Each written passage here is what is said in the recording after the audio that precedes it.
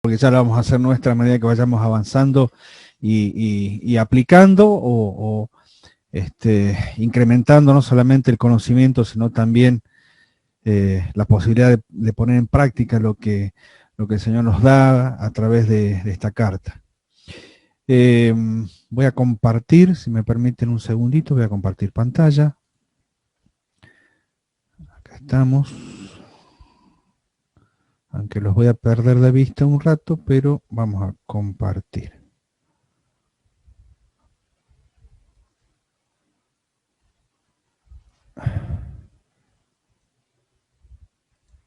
Bien. ¿Se ve bien ahí la pantalla de la página?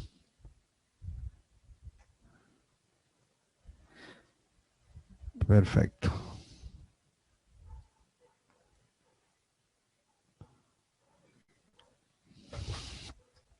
Bien. Perfecto. Estamos arriba.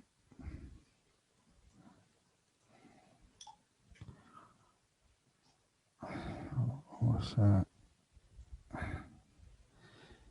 ir acá. Bien.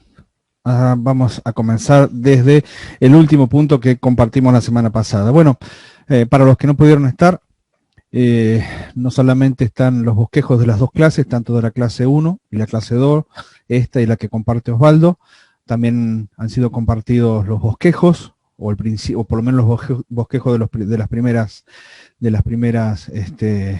clase. Vamos a seguir haciendo exactamente lo mismo con las subsiguientes.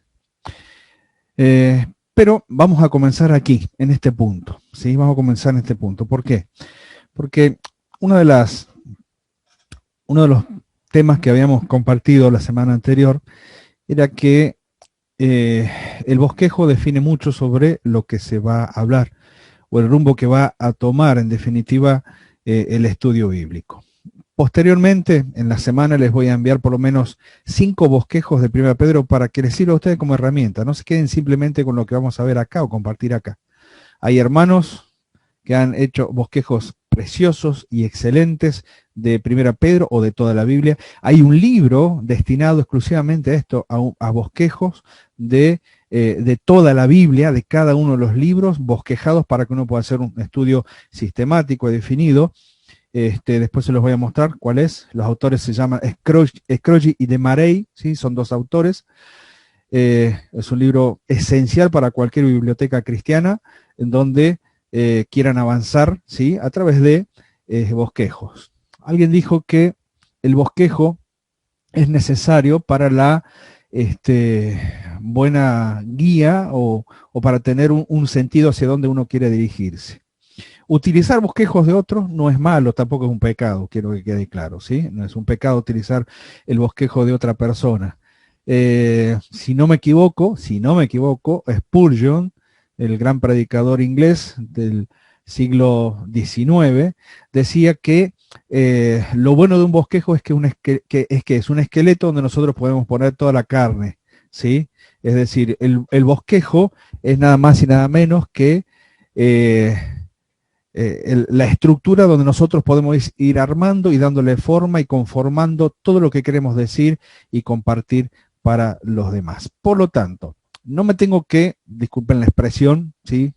Casar con un bosquejo, ¿sí? Un bosquejo es nada más que una herramienta que me va a ayudar y nos va a ayudar y nos va a dirigir hacia donde queremos ir. Dijimos que hay un tema central a lo largo de toda la carta del apóstol Pedro, esta primera carta de Pedro, y dice que es como una espiga invisible que une las tablas del escrito inspirado. Voy a explicar esto de la espiga invisible que une las tablas, porque en realidad es un concepto de carpintería. Cuando uno quiere unir dos tablas de mismo o distinto grosor, lo que se hace habitualmente, y dependiendo de lo que se quiera construir, es hacer 2 perforaciones de ambos lados, equidistantes de la misma altura. Y en el medio se pone un trozo de madera que unirá no solamente con pegamento, sino que va a unir, es una espiga que une y que le da resistencia a esa estructura de madera. Por eso es que se habla de una espiga invisible que une las tablas de este libro, ¿sí? Que va uniendo del versículo 1 hasta el último versículo, el último capítulo de 1 Pedro, todo el libro con esta idea en mente. Y la idea en mente que tiene el autor inspirado, o una de las tantas ideas que tiene el autor inspirado, es precisamente la gracia de Dios. ¿Sí? Es decir que a lo largo de todo este estudio de 1 Pedro, el tema central para nosotros va a ser la gracia de Dios.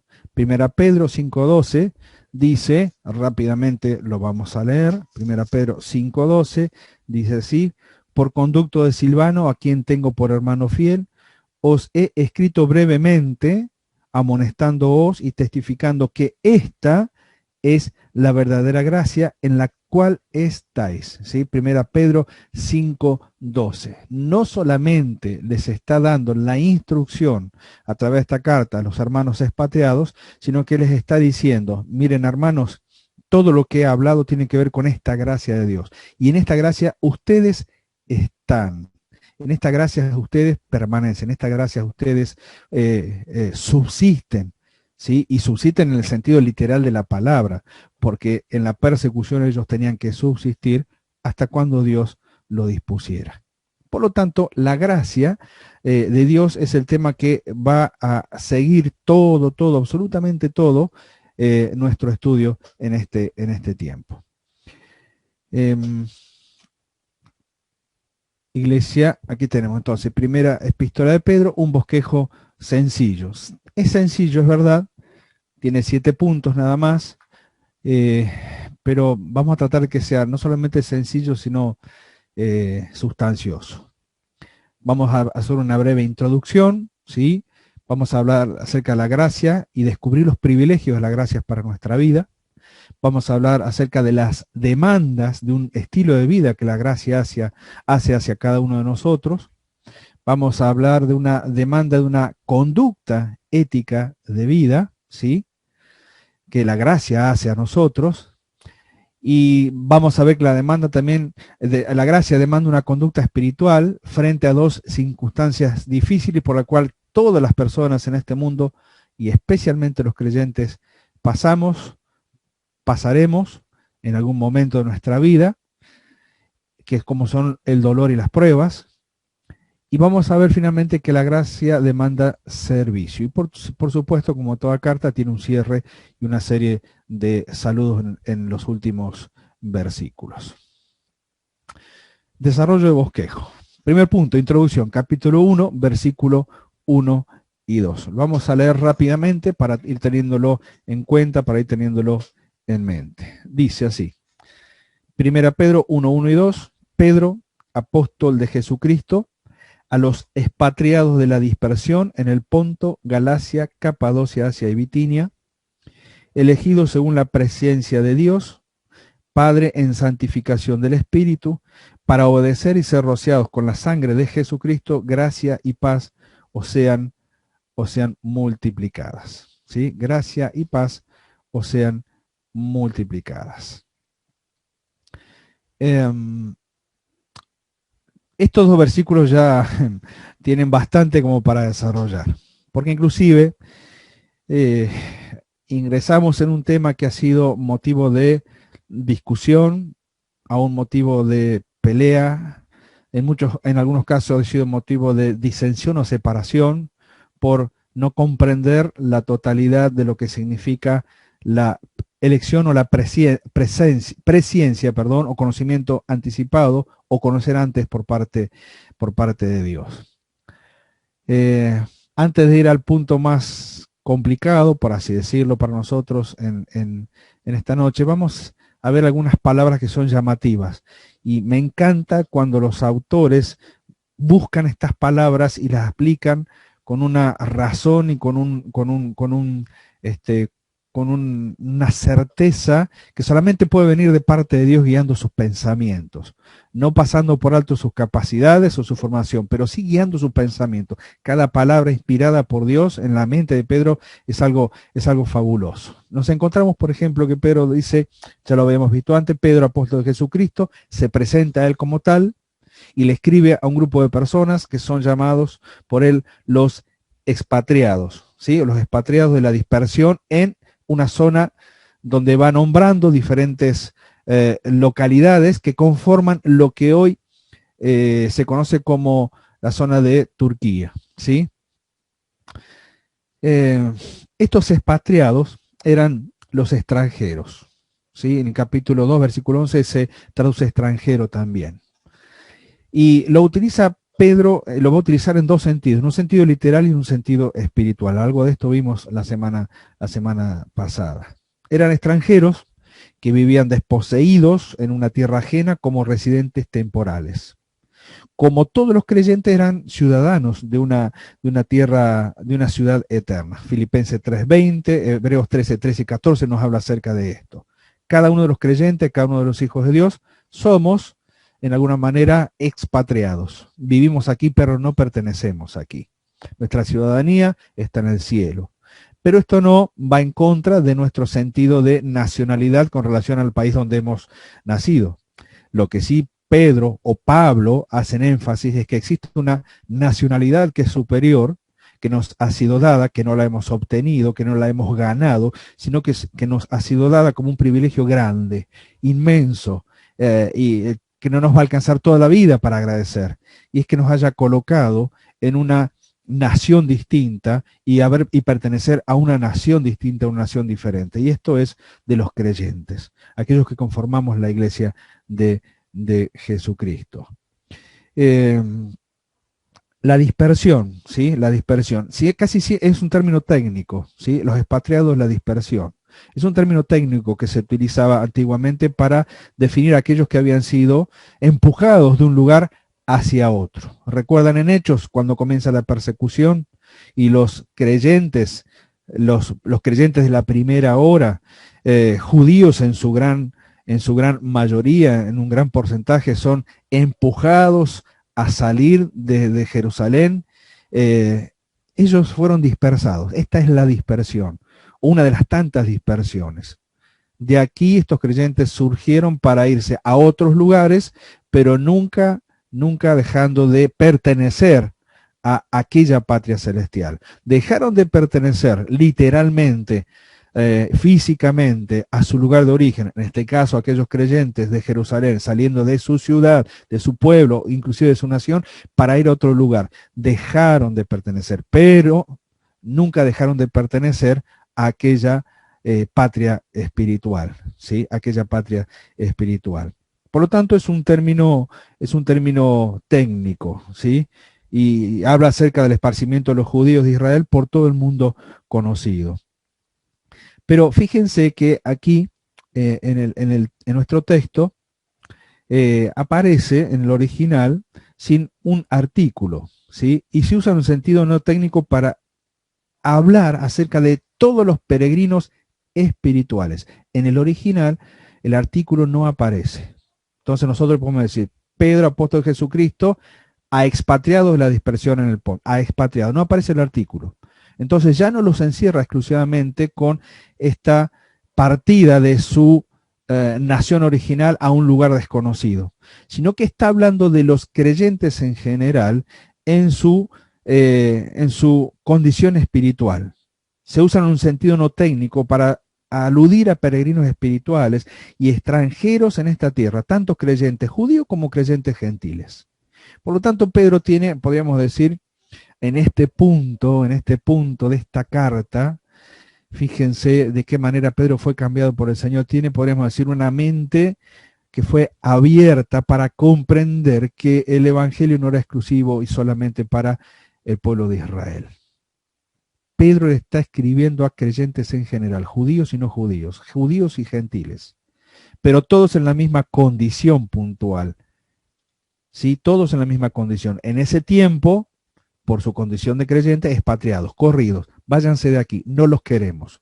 Pero nunca dejaron de pertenecer a su verdadera y fundamental patria celestial. A ellos les está escribiendo. Para nosotros puede parecer un poco difícil de comprender o entender este concepto, ¿sí? ¿Por qué? Porque por lo menos hasta el momento, por ser creyente, nadie nos ha corrido de nuestra ciudad. Nadie nos ha corrido de nuestro pueblo, de nuestra nación.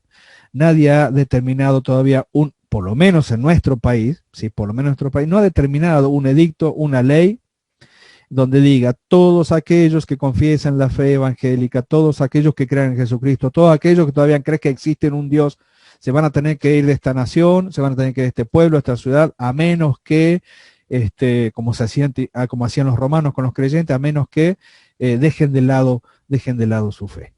No nos ha sucedido. Gracias al Señor no nos ha sucedido.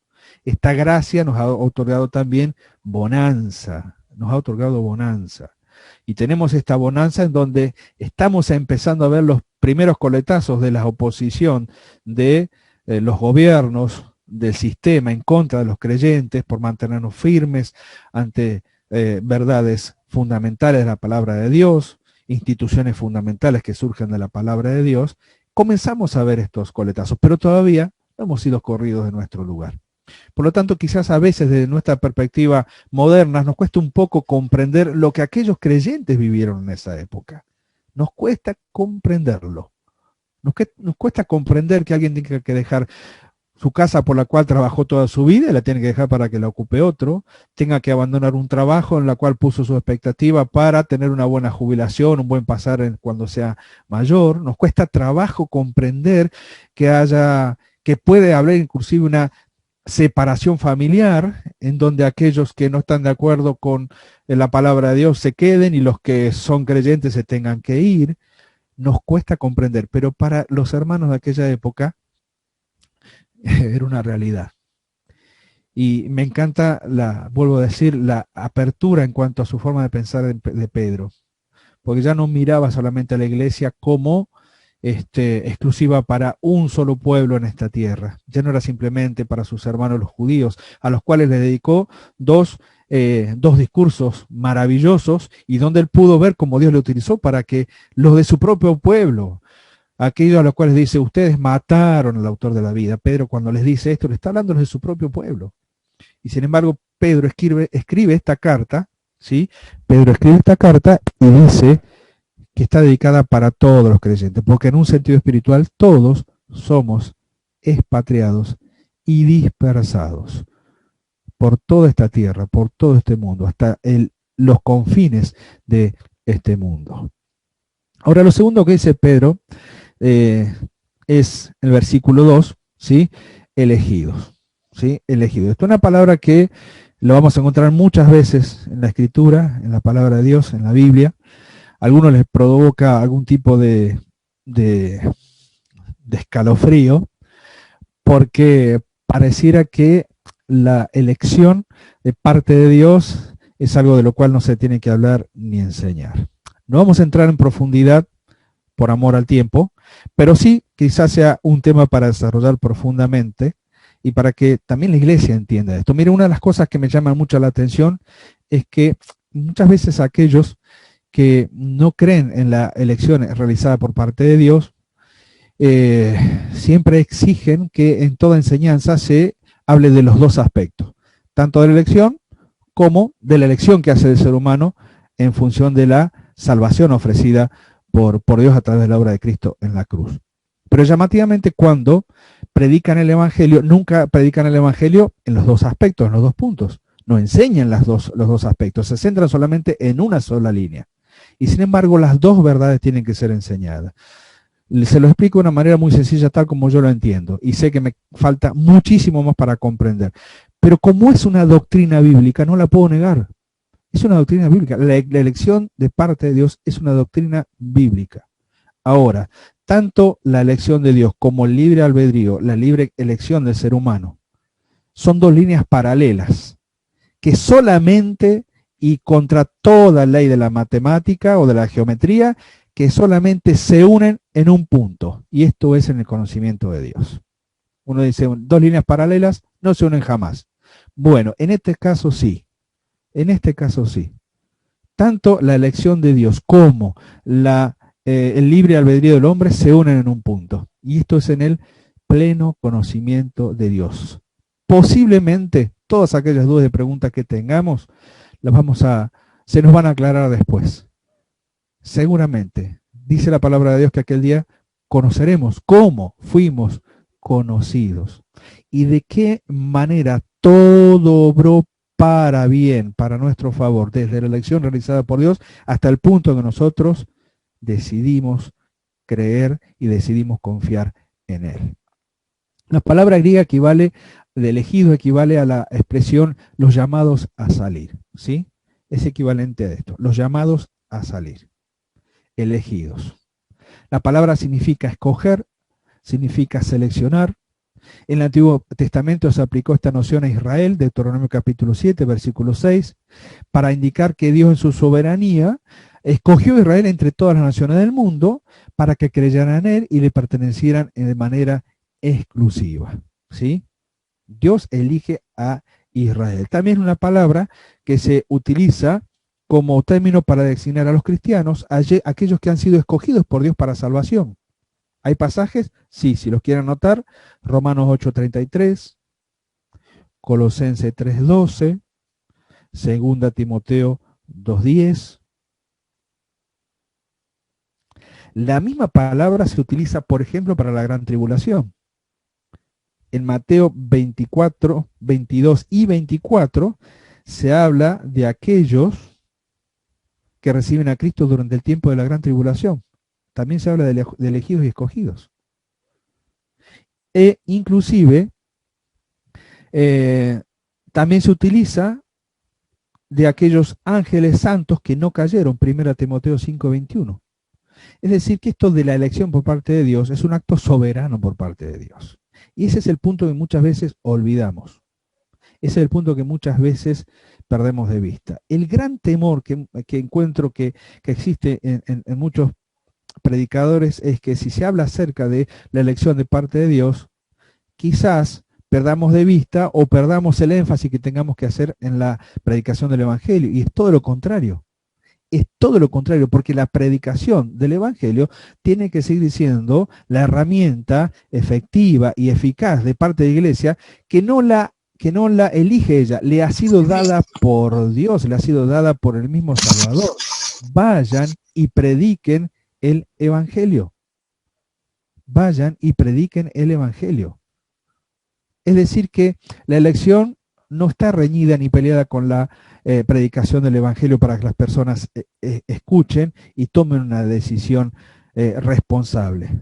¿Sí? No está reñida con eso. Ahora, la otra expresión que encontramos es elegida según qué, según la presencia de Dios, presencia de Dios. La palabra en griego es prognosin, y hay diversas opiniones sobre esta gran doctrina.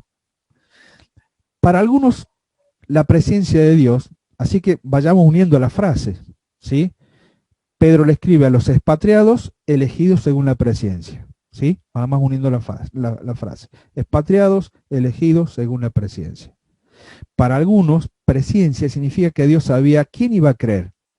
Y por ese preconocimiento elige a la persona quien tiene libertad de escoger. Es una posición. Ahora una pregunta. ¿Dios sabía quién va a creer? Por supuesto que sabe quién va a creer.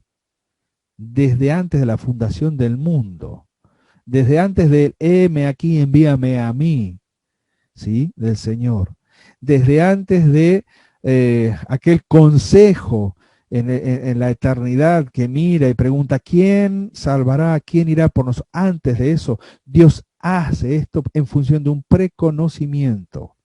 Ahora, si queremos entender en profundidad la mentalidad en este punto, tendríamos que ser Dios para comprenderlo y entenderlo de la manera en que Él o la Trinidad lo comprende. Porque si prestaron atención a los dos textos que leímos, está la Trinidad incluida en este pasaje. La Trinidad, Dios Padre, Dios Hijo y Dios Espíritu Santo. Para otros elegir no significa predecir, es decir, yo voy a ver y sé quiénes son los que se van a salvar. Es decir, tener un simple conocimiento previo de lo que el hombre habría de hacer. Eso pertenece a la omnisciencia de Dios. ¿Sí? De acuerdo a la omnisciencia de Dios, Dios sabe todas las cosas y Él sabe quién se va a salvar y quién no. ¿Es posible esto? En Dios sí. Por supuesto que sí. La omnisciencia es un atributo de Dios y por lo tanto Él sabe todas las cosas en forma completa y en forma perfecta. Sabe quién se va a salvar. ¿Eso me quita a mí la responsabilidad de predicar el Evangelio? Total, Dios sabe. No, porque hay un problema. Yo no lo sé. Y Dios me exige a mí la obediencia de predicar en función de lo que Él sí sabe.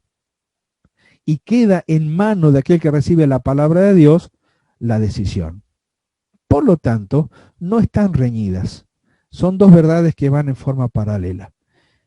Todo depende de qué lugar me encuentre yo.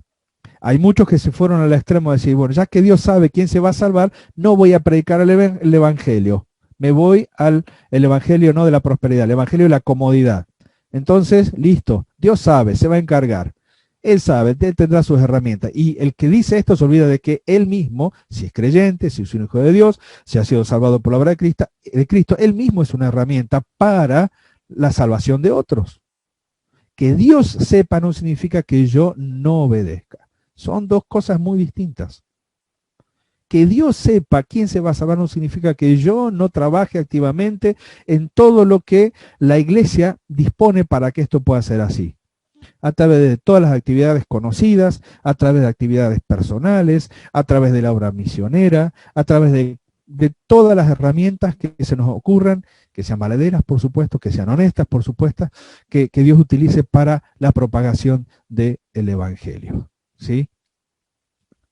Este versículo tiene un carácter de Trinidad. ¿Sí? Es uno de los tantos versículos de la palabra de Dios en donde nunca va a aparecer la palabra Trinidad, pero sí tiene un carácter trinitario, porque aquí encontramos a Dios Padre, Dios Hijo y Dios Espíritu Santo. Hay un autor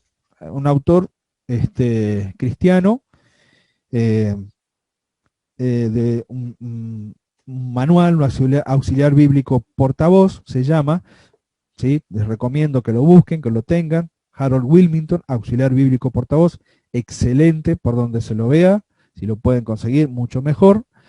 Y él dice lo siguiente con respecto a este tema que estábamos hablando recién. Nuestro Señor dice, debemos no obstante advertir también rápidamente que tanto la responsabilidad del hombre en cuanto a su responsabilidad como hombre pecado delante de Dios y su posibilidad de decir creo o no creo, como la soberanía de Dios en cuanto a la elección, se enseñan claramente en la Biblia. Se enseñan claramente en la Biblia. Un joven una vez preguntó, ¿así que esta es la famosa elección de Dios? No, no es la famosa elección de Dios. Es la doctrina acerca de la elección de Dios. ¿Sí? Y he llegado a un punto en donde puedo escuchar posiciones a favor o posiciones en contra de esto, pero hay algo que nadie puede negar, está en la Biblia. Está en la Biblia. Y por esa razón, al estar en la Biblia, es digna de ser tenida en cuenta, respetada, estudiada y, si podemos, comprendida. ¿Sí? Que esa es la parte más difícil nuestra, comprender. Pero nunca estaremos solos en ese trabajo intelectual. Sí podemos pedirle a Dios que nos ayude día a día a comprender más esto. Ahora, cuando uno comienza a comprender desde otro lugar, porque es algo que nosotros, es un problema que tenemos nosotros, los ya creyentes, los hijos de Dios, en cuanto a esta verdad bíblica. No la tienen los inconversos. Los inconversos necesitan escuchar el mensaje de salvación. Pero el gran problema mío es, entonces, ¿qué hago con esta verdad? Si Dios sabe de antemano quién se va, y si Dios los elige, entonces creo que el problema está en la postura que tomamos ante esa verdad. Y yo creo que la postura que tenemos que tomar ante esa verdad es nada más y nada menos que de absoluta y total humildad, por haber sido conocido antemano, porque Dios sabía que yo iba a pecar y sabía que iba a nacer pecador, y Dios sabía cuál iba a ser mi vida. Por lo tanto, ante esa posibilidad, Dios dice, yo te quiero como hijo. Y entonces mi responsabilidad es responderle como tal. Por lo tanto, ante este inmenso conocimiento de Dios, no me queda otra cosa que humillarme y decirle simplemente, gracias Señor por esto. ¿Saben una cosa? Yo creo que los hermanos que recibieron esta carta, en ese momento tan difícil como fue nada más y nada menos que la persecución que ellos estaban sufriendo, el hecho de saberse escogidos por Dios y que Dios haya pensado de antemano acerca de ellos, antes de la fundación de este mundo, mire, no tiene que haber existido mayor consuelo para ellos que esta verdad que impactó profundamente su mente y su existencia. Entonces, claro que ellos podían ver la gracia de Dios de otra manera, porque es como que ante esta inmensidad doctrinal, a esta verdad tan grande, ellos se sintieron sin duda beneficiados inmerecidamente, pero a la vez agradecidos eternamente por esto. Si quieren después, o quizás si no queda algún tiempo al final del estudio, podemos ver un poco más acerca de este tema. El versículo tiene carácter trinitario, como dije, porque ahí vemos actuando a las tres personas de la Trinidad. El que cree obedece, ya que solo el que obedece cree, y no dice que somos salvos porque obedecimos, sino que somos elegidos para obedecer. Parece un juego de palabras, ¿verdad? Fuimos elegidos para obedecer. Entonces obedecimos creyendo en Él. Obedecemos el llamado de Dios. ¿Sí? Hechos 17:30. Vamos a buscarlo rápidamente. Fíjense cómo se conjugan los diferentes pasajes. Hechos 17:30. Pablo en Atenas. Fíjense. Pero Dios, habiendo pasado por alto los tiempos de esta ignorancia, ahora manda a todos los hombres en todo lugar que se arrepientan. Es un llamado de Dios, es la obediencia a la fe. Dios manda, Dios conoce, Dios sabe, por supuesto. Pero cuando Pablo le habla allí a los atenienses, le está diciendo esto, Dios manda. ¿Pero por qué dice Dios manda? Porque está poniendo a este Dios no conocido por sobre todos los otros dioses supuestamente conocidos por ellos. Y entonces los pone en una posición superlativa por sobre el resto y dice, este Dios al cual ustedes no conocen, les está mandando la obediencia, les está mandando, les manda a todos los hombres en todo lugar que se arrepientan, obediencia a la fe, obediencia a la fe. Ahora, si vamos a 1 Pedro 1:14, la carta que estamos, 1 Pedro 1:14, dice lo siguiente, como hijos obedientes, no os conforméis a los deseos, a ver si estoy bien, sí. Como hijos obedientes no os conforméis a los deseos que antes tenías, estando en vuestra ignorancia, sino como aquel que os llamó es santo, sed también vosotros santos en toda vuestra manera de vivir. Es decir, obediencia a los mandatos de Dios, es la obediencia de la fe. Creo y obedezco. Antes era creo y respondo, ahora creo y obedezco. ¿Sí? Por un lado, obedecer el llamado de Dios. Por el otro, obedecer los mandatos de Dios. Pero no nos olvidemos que la salvación tiene también este aspecto. Es un ruego de Dios. Rogamos como si fuésemos embajadores de Dios, dice, os rogamos en el nombre de Jesucristo. Es un ruego de Dios. Y este aspecto a mí me empequeñece mucho más, porque este Dios tan grande, por medio de la actuación o en medio de la actividad de la iglesia, llega a este punto, le ruega a los hombres. Y uno puede decir, ¿hasta qué punto llega la condescendencia de Dios? Que ruega por medio de los creyentes, de los cristianos, por medio de la iglesia, a los hombres que se arrepientan. Pero nunca olvidemos que también es una demanda, porque Él manda a todos los hombres que se arrepientan. Ruega y demanda. Los dos aspectos están presentes en el llamado de Dios. ¿Para quién? Para los expatriados, para los elegidos, para los escogidos. Hay un pasaje que quería leerles, que me olvidé de leerles, ¿sí? Para aclarar un poquito más o para que tengan otra referencia más. Tomen el pasaje de Juan, capítulo 6, versículo 37. Juan 6:37. Evangelio según San Juan, capítulo 6, versículo 37. Dice lo siguiente, un pasaje muy conocido por nosotros. Dice así, está hablando acerca del pan de vida. Y dice el verso 37, todo lo que el Padre me da, vendrá a mí. El Señor no está diciendo posiblemente vendrá. Él está hablando con certidumbre. Todo lo que el Padre me da, vendrá a mí. ¿Sí? Esto es elección, por supuesto, porque Dios se lo da al Hijo. Dios le está entregando al Hijo a aquellos a los cuales Él conoció de antemano. Por lo tanto, el Señor está seguro que aquellos a los cuales el Padre les da, no va a haber error ni equivocación alguno en este sentido. Pero después dice, y al que a mí viene no lo echo fuera. Y aquí nos encontramos con el libre albedrío, es decir, la capacidad del hombre de responder a aquel llamado, ¿sí? Aquel llamado. ¿Cuál llamado? El que vimos anteriormente.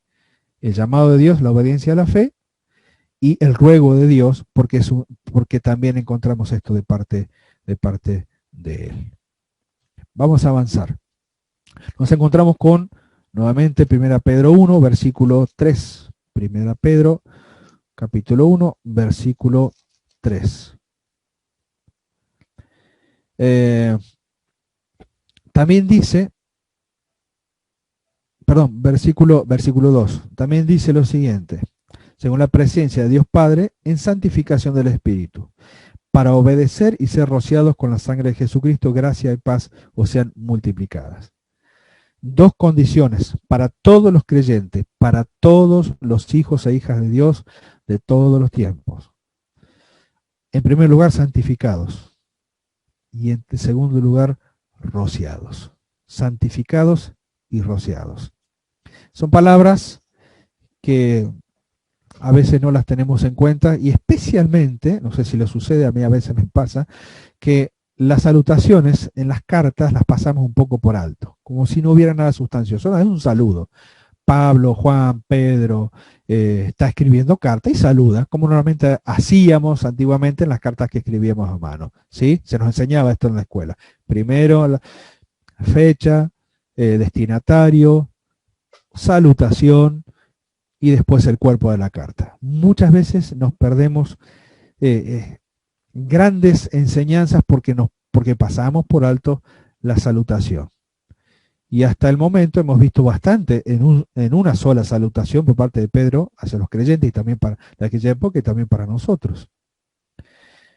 Y aquí dice que no solo hemos sido elegidos por la presencia de Dios Padre, en santificación del Espíritu. Santificación del Espíritu. ¿Qué significa esto de la santificación del Espíritu? Bueno, santificar significa consagrar y apartar para un fin determinado, pero siempre con relación a Dios. Apartar y consagrar. El objetivo de la elección es la salvación, ¿sí? Y esta viene a los elegidos como resultado de la obra santificadora del Espíritu Santo. El Espíritu Santo hace santos a los escogidos de Dios. Es decir, que en el momento que nosotros pedimos perdón por nuestros pecados, creímos en la obra de Cristo, confiamos en la obra redentora, aceptamos a Cristo como nuestro único Salvador personal, en ese mismo momento fuimos santificados. En ese mismo momento han sucedido tantas cosas en nuestra vida, en nuestra persona, en nuestro ser, que a veces perdemos de vista lo que significó el hecho de pasar de muerte a vida. En un mismo momento fuimos investidos con la justicia de Cristo, fuimos santificados, fuimos apartados, fuimos preservados. Es decir, el momento de la salvación de cada uno de nosotros fue un momento clave, un momento crucial, un momento cumbre en nuestra experiencia humana. Para decirlo de forma sencilla, la salvación en nuestra vida cambió absolutamente todo, de lo que era a lo que soy y lo que seré.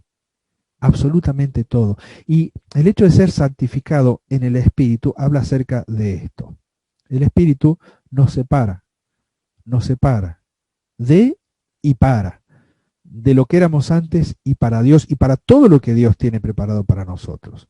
Segunda Tesalonicenses capítulo 2, versículo 13, dice lo siguiente. Segunda Tesalonicenses 2, 13.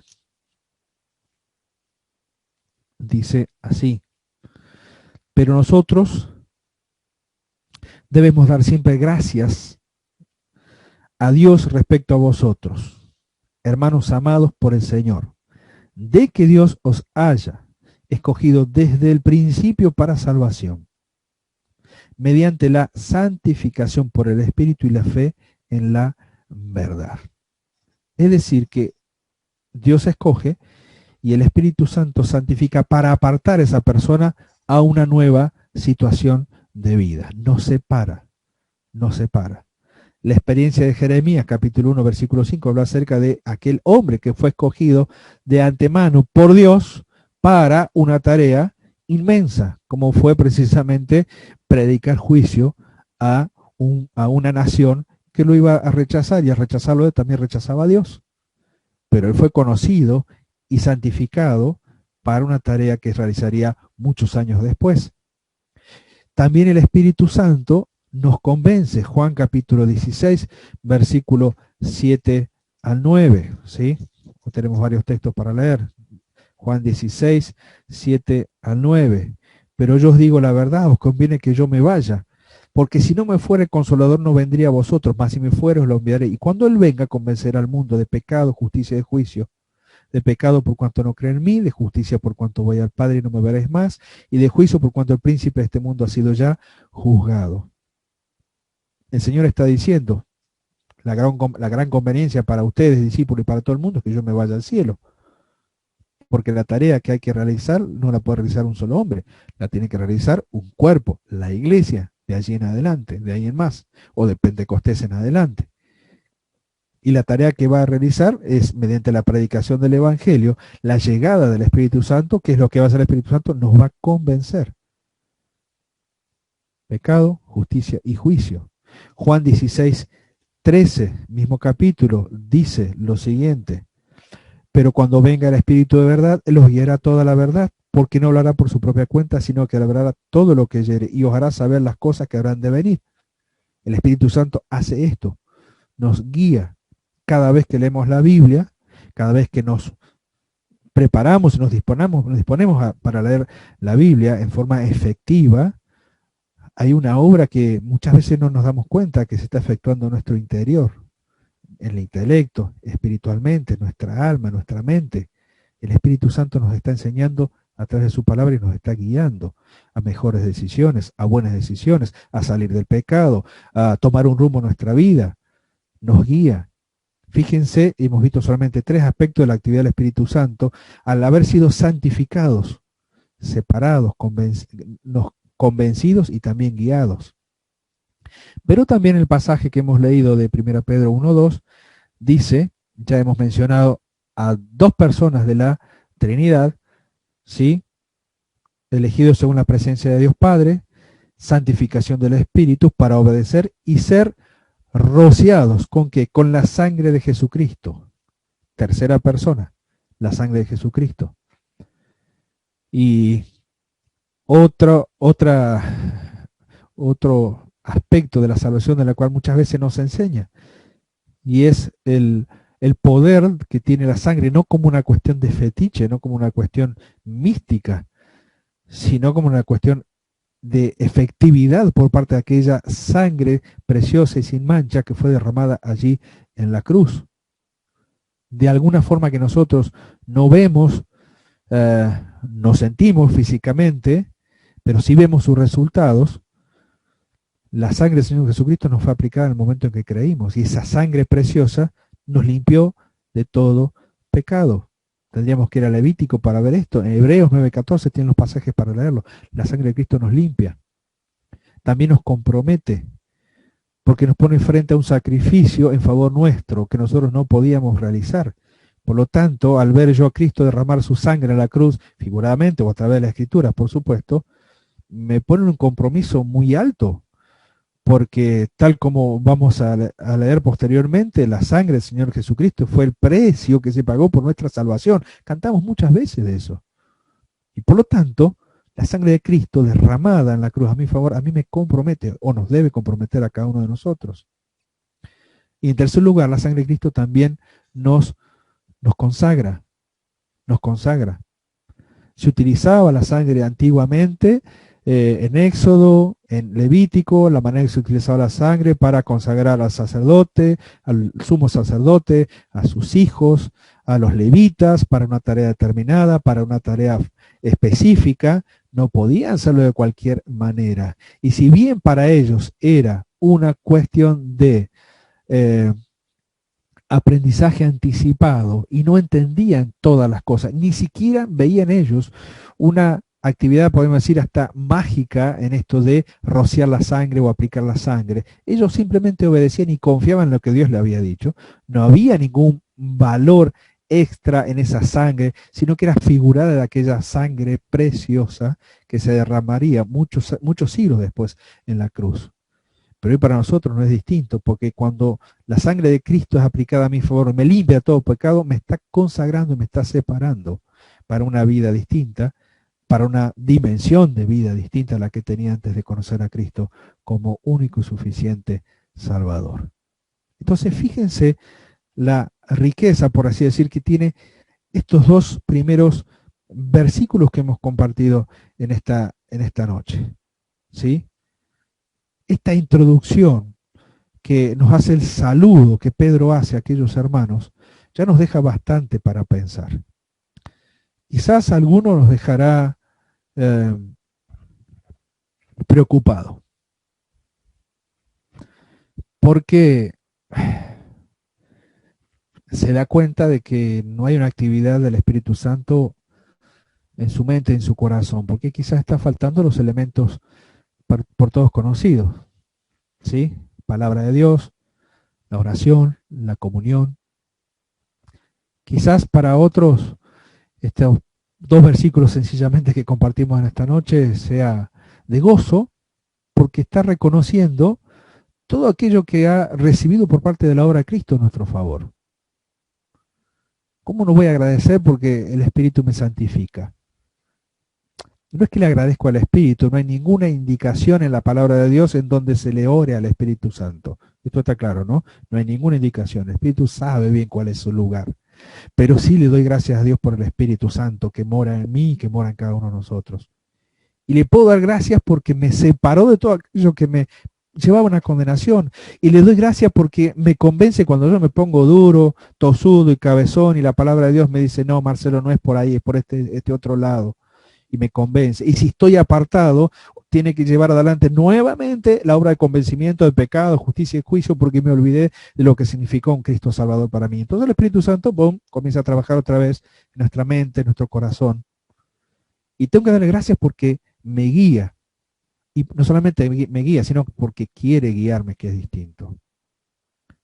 Entonces, a mí en lo particular, estos dos versículos que hemos leído hoy, que puede parecer poquito, es verdad, puede parecer poquito, es mucho en lo cual pensar, es mucho en lo cual meditar. Y esta es precisamente el objetivo de compartir este tiempo juntos. Que nos quede mucho para pensar, que nos quede mucho para meditar.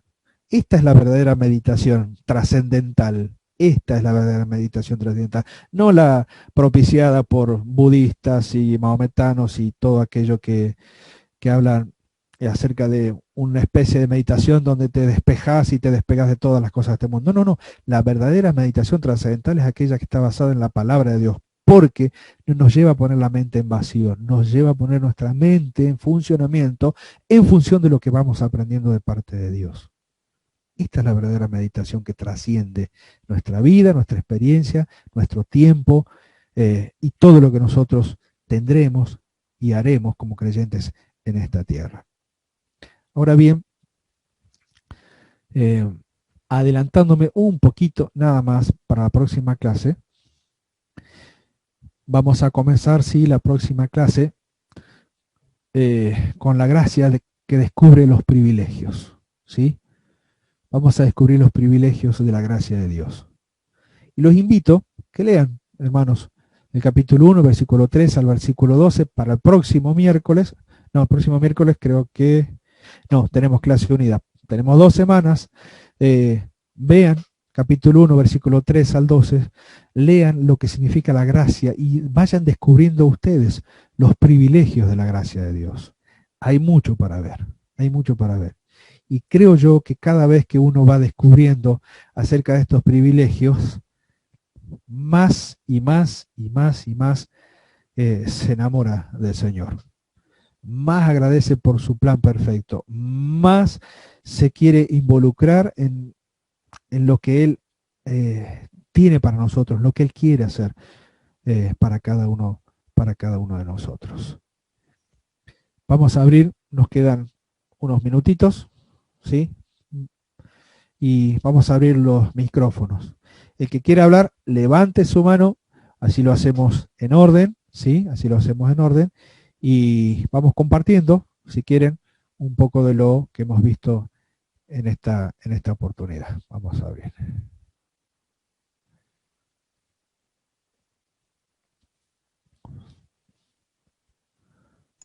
¿Te puedo hacer una pregunta? Sí, Luchi. Ahí en el versículo que leímos acerca de santificados por el Espíritu, en el capítulo 16 de Juan, en el versículo 13 me llama la atención lo que dice acerca, dice, pero cuando venga el Espíritu de verdad, Él os guiará a toda la verdad. Pero la parte que me llama la atención es esta, dice, porque no hablará por su propia cuenta. Y os hará saber las cosas que habrán de O venir. sea, No, siendo el Espíritu Santo Dios, me llama la atención que, o sea, va a hablar lo que el Padre le va a decir, si no me equivoco, ¿no? sí, está bien comprendido el pasaje. Ahora, lo sorprendente de esto es, como vos decís, Luchi, es que siendo el Espíritu Santo, Dios también, no hable por su cuenta. Es que es entendible que sea así, porque el Espíritu Santo comprende claramente cuál es el orden, ¿sí? O las funciones que tiene cada uno de ellos, Dios Padre, Dios Hijo y Dios Espíritu Santo, en la obra de la salvación. Por eso es que aclaré al principio que nunca vamos a encontrar en la Escritura, en la Biblia, ninguna oración dirigida al Espíritu Santo. Ninguna oración. ¿Por qué? Porque el Espíritu Santo comprende claramente, entiende claramente cuál es su tarea, su función. Y entonces el Señor Jesucristo, cuando habla acerca de este otro consolador, que sería el Espíritu Santo que vendría y que se manifestaría en forma pública, por así decirlo, en primer lugar, en aquellos creyentes de Pentecostés, en el aposento alto, posteriormente en aquellos que escucharon la predicación y vieron la manifestación del poder del Espíritu Santo. Eh, lo que Juan le está diciendo, perdón, lo que el Señor está diciendo aquí es que la preponderancia en la obra de salvación la tiene la palabra. Y en este caso, la palabra es el verbo encarnado, del Señor Jesucristo. Y el Espíritu Santo en esta condición de conocer bien cuál es su tarea, qué es lo que hace, no toma de lo suyo propio, toma de lo que es de Cristo. Porque la obra en la cruz la hizo el Señor Jesucristo, no la hizo el Espíritu Santo. Hablando en forma personificada, no murió el Espíritu Santo en la cruz por nosotros. Murió el Señor Jesucristo. Y por lo tanto, toda verdad que venga de parte del Señor Jesucristo es de eso lo que va a tomar. Fíjate que inclusive lleva este orden perfecto, porque los discípulos, los 12, cuando escuchaban hablar a Cristo. Estaba el Señor en medio de ellos, Dios hecho hombre en medio de ellos. ¿Había actividad del Espíritu Santo? Sí, por supuesto, pero principalmente en la obra de Cristo mientras estaba allí. Cuando el Señor Jesucristo se tiene que ir, cuando asciende al cielo, cuando va a la gloria, por supuesto que la tarea de los discípulos va a ser inmensa y por lo tanto necesitaban una gran ayuda. ¿Cuál es esa gran ayuda? El Espíritu Santo morando en cada uno de ellos, en medio de ellos, entre ellos, para llevar el mensaje de Cristo a toda criatura. Por esa razón, yo aquí personalmente veo una característica del Espíritu Santo, y es precisamente la humildad. Porque aun siendo Dios, se sujeta a la palabra del Hijo de Dios, al mismo Señor Jesucristo.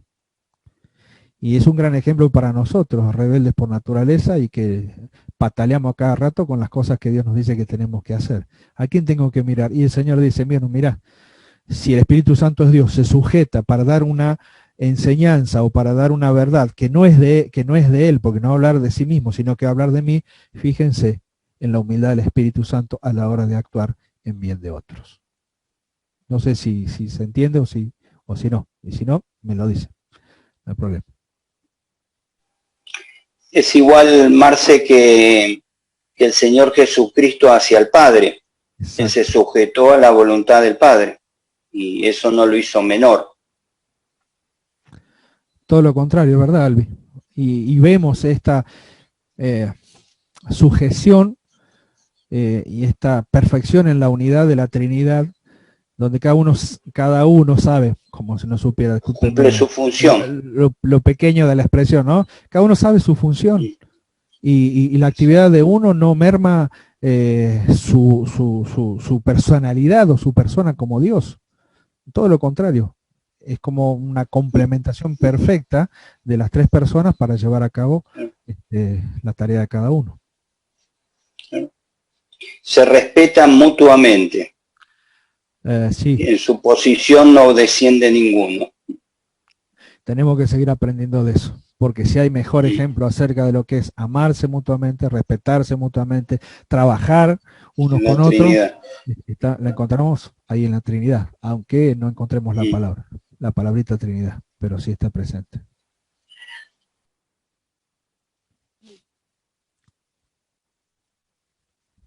¿Alguien más que quiera preguntar algo, compartir algo, opinar algo? Tienen la libertad, queridos hermanos, de poder hacerlo, ¿sí? No crean que hay preguntas mejores o peores, ¿sí? No hay preguntontas, hay preguntas que necesitan ser contestadas. Así que no tengan temor en ese sentido, ¿sí? Si no la puedo contestar, denme tiempo para averiguar, no hay problema.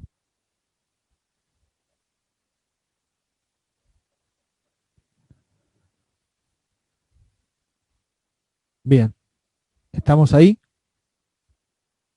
Perfecto. Bueno, vamos a orar, ¿sí?